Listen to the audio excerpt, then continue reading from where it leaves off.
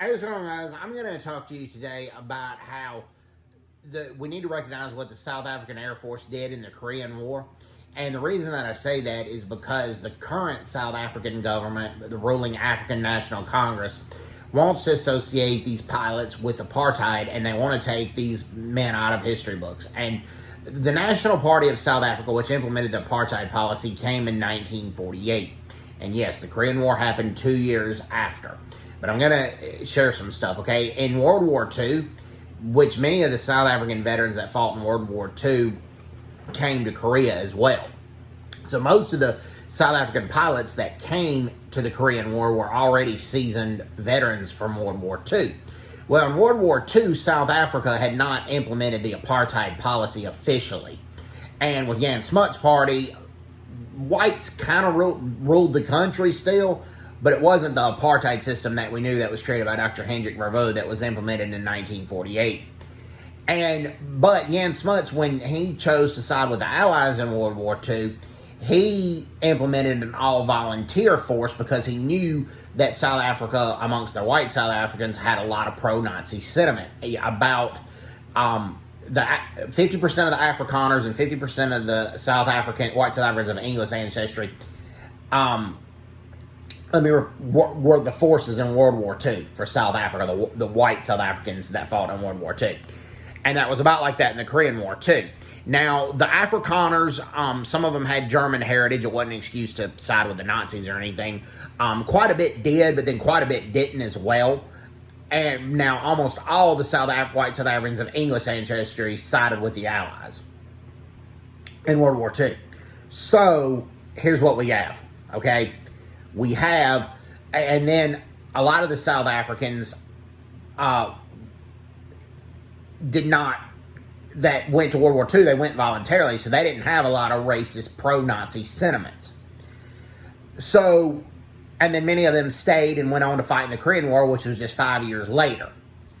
So, and it's not just the South African Air Force pilots in the Korean War that the African National Congress is trying to take out of textbooks in the public schools.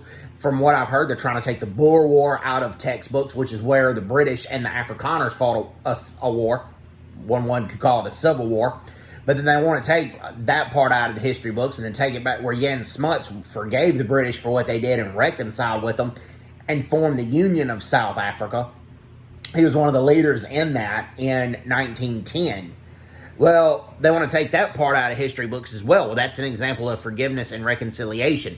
So when the South African Air Force pilots came to the Korean War, a lot of the United States, a lot of them thought they were black South Africans because they've never seen South Africa before. They didn't know how diverse South Africa was. So they had an African-American military band meet them when they got off the boat to come to South Korea. But they all learned pretty quickly. There was no animosity between anybody in there.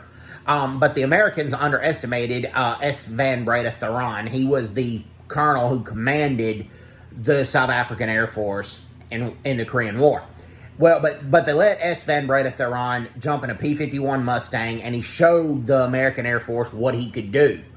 And he flew the P-51 Mustang very well.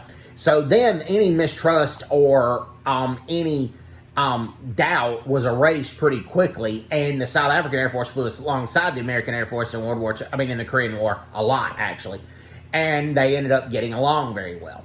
And 34 South African pilots did not make it back. 11 of them are interned at the UN Memorial Cemetery in Busan.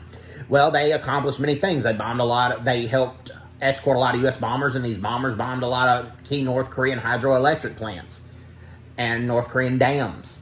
But one of the biggest things they did was in the Battle of the Jongjin, or the Chosin Reservoir, the South African Air Force pilots, they found a barracks that were housing many Chinese soldiers that were combat ready. And these were ones that haven't gone down to attack the U.S. forces there. Well, they fly their F-51 Mustangs, and they go down and they destroy these barracks, which really helped the United States evacuate a lot of their soldiers in the Jongjin and the Chosin Reservoir, so the U.S. soldiers could live to fight another day.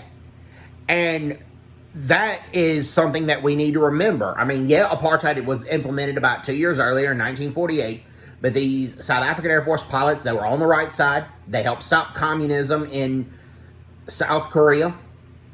they help South Koreans flourish and develop a vibrant economy, which is in existence to this day. And South Korea is grateful for that. They let a lot of South Africans that have college degrees come and teach English in South Korea because South Africa has such bad economic problems right now. So South Korea is grateful for what South Africa has done for them. And we need to remember that.